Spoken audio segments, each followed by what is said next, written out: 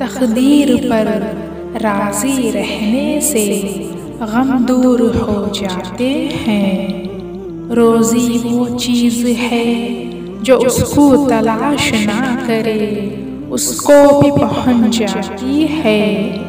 नसीब एक ऐसी चीज़ है कि जो उसको तलब ना करे, उसको भी मिल जाती है।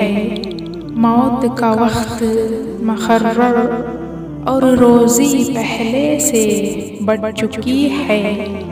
बस कोई शख्स रोज़ी देर से पहुँचने पर परेशान ना हो, क्योंकि हिर्स करने से रोज़ी कुछ पहले नहीं मिल जाती और सवाल करने से कुछ मौक़िर नहीं हो जाती।